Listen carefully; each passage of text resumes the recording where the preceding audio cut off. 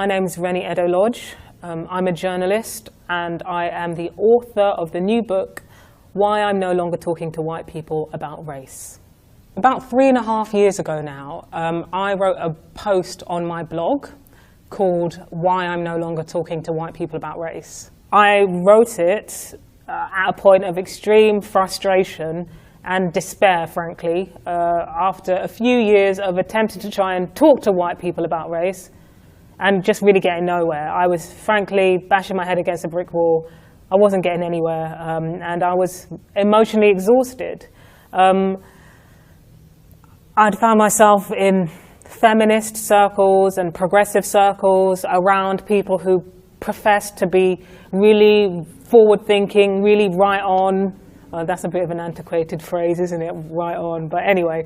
But when I tried to talk to them about race and racism, it was just like a threshold that was absolutely, I was not allowed to talk about it. I found myself being called the real racist. You know, I was told that I was silencing white people. I became the problem. So I wrote the blog post and I said that I can't have a conversation with people about the nuances of a problem if they don't even recognize that the problem exists. So I just pressed publish, left it at that. And then when I returned to my website, I could see it had really taken on a life of its own. It was being shared more times than I cared to count. And it was really strongly resonating with people in a way that I couldn't even begin to predict. And the response was also overwhelmingly positive. People saying, you know what, Rennie, what you've done is articulated exactly how I feel. I've been trying to have this conversation for a decade. I've been trying to have this conversation for 30 years, et cetera, et cetera. And then there were also people who were saying, you've completely changed my perspective on this issue. Thank you so much. I carried on being a jobbing journalist, and then I found myself in the position where I was able to write a book. And when I had that opportunity, I knew I could write nothing but this book. It had to be an exploration of race and racism in our society and how British society is shaped by race. Because I think that's something that we are in deep denial about.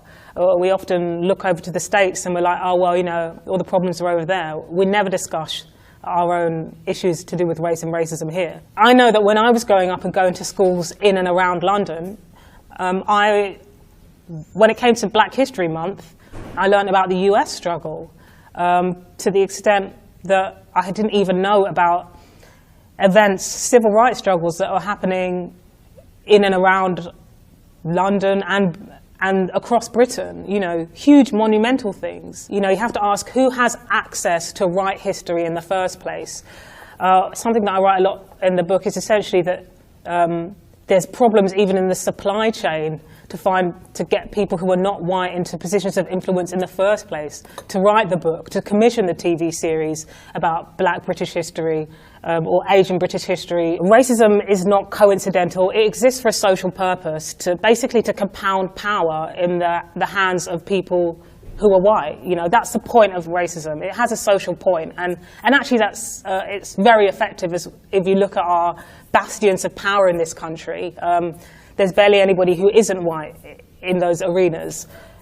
So when I talk about white privilege, I'm not saying white people have lived lives of luxury and wealth.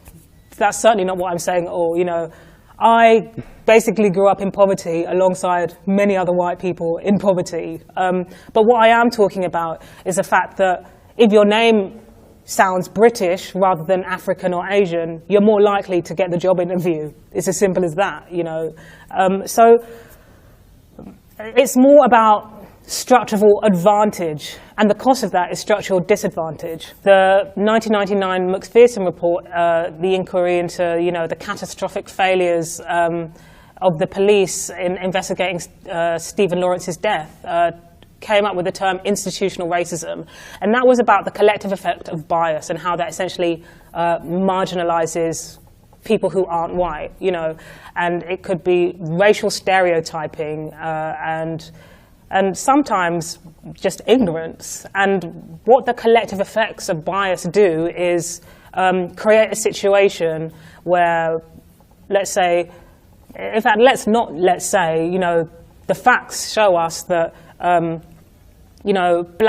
a black boy is more likely to be excluded from school than the rest of the school population, more likely to be marked down by his own teachers at SATS level, so that's year 6, less likely to get into one of the most prestigious universities in Britain. If he does graduate from one of those universities, he's much more likely to get one of the lower grades than the higher grades. If he manages to get a decent grade and start sending out CVs, he's much more likely to wait a longer time for interview, because research has basically shown that people with African and Asian sounding names will wait much longer to be interviewed. And if he does get the education and the job, then there's a racial pay gap. So we can see at frequent stages in his life when he interacts with national institutions, healthcare, employment, education, housing, etc., he's disadvantaged. That's not me saying he's a victim or, he should just give up. And that's not me saying white people are evil. But that is me saying that he's at a structural disadvantage and that the odds are stacked against him. It's not easy to spot, straight off the bat. It's not somebody spitting you in the street. It's not somebody calling you the N-word. For somebody who isn't white and isn't in that institution, sometimes it's just a quiet understanding of difference, of, knowing that you are being treated differently here. In the case of like a racial pay gap, nobody ever talks about their pay packets. People are notoriously secretive about that, so you may never know. And that creates a situation where if you try to bring it up with your colleagues, sometimes your white colleagues, you'll be told, you're just imagining it, this doesn't exist, you've got a chip on your shoulder. And so that's really what I mean by structural racism. I'm talking about the big picture here. So I think that the way in which we have understood ourselves to be progressive and forward-facing until very recently is just to ignore race, just to say, oh, we don't see race. I treat everybody equally, etc., etc. I've lost count of the amount of times in which somebody will be like, oh, the black guy, because they're scared about saying the word black in case it offends.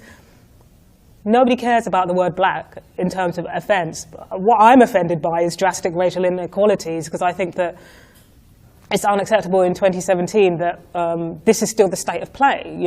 I don't care if you call me black. I'm black. It's a descriptor. I'm 5'5". I'm not going to start crying if you say that I'm 5'5". It's a descriptor. It's an adjective. And so colourful blindness is that denial. It is that skirt around the issue. Don't raise it. And what it does is essentially create a situation where if you do start naming the problem, which is race and racism, then you become the problem. I've received pushback from people with the book, the title alone. Oh, you can't generalize white people in this way. But I think that's because white people are not used to being called white as a descriptor, as a plain adjective, nothing more, nothing less, because whiteness is considered invisible in our society, and if you are considered to have a race, you're not white. There's a chapter in the book called Fear of a Black Planet. I wrote it at the beginning of 2016, and then I think that in terms of global politics, it really became pertinent. And Fear of a Black Planet is essentially people who, on one side, deny the power relations of race in this country, but on the other side, are very, very scared of white people becoming a minority, almost as if they recognize that being a minority in this country means treatment that is not preferential. So it's almost like a bit of a double bind, Schrodinger's cat situation they've got themselves into there. I actually interview far-right politician Nick Griffin in the book, and when I asked him, but why do you think that, white people becoming a minority in Britain would be a bad thing, he said, I regard that to be a racist question, which I think suggests to me that there is an understanding there from people who might dedicate their lives, careers to white supremacy, frankly. There is an understanding that being a racial minority means means structural disadvantage. There is an understanding, no matter how much they might suggest to you that that isn't the case at all. And so I think that far-right politics and its sort of resurgence across the globe is almost as the last dying cry of monocultural society. But the fact of the matter is we are moving towards a more global society, you know, and I think that that's no bad thing. And I think that it isn't a bad thing that people from different cultures and different races are meeting each other and, you know, falling in love with each other and having children with each other. I think that's an interesting thing. We're all learning from each other in that respect. But the rise of far-right politics, at least across, you know, Western Europe and in the US, sees this as a tragedy. They think that they're losing something. But the people from those political parties fail to recognize that they are the dominant majority in their countries, and that probably isn't going to change anytime soon. So the book is for anybody who's interested in these issues, regardless of your race. I think that it's really important that if you care about these issues and you care about ending racism in our society, then you familiarize yourself with the ways in which race has shaped our society. To anybody who is apprehensive about reading the book because they're white, I would say, get over yourself. I mean, you know, I wrote the book for people to read, and if I didn't want people to read it, I would have written a little pamphlet and burnt it in my back garden or something. Even though the opening essay is me talking about my utter frustration, you know, in dealing with brick walls of denial, I know many a white person who not only is curious to know more, but also so keen for change. And I think that all of us have it within ourselves to advocate for change. I really do believe that.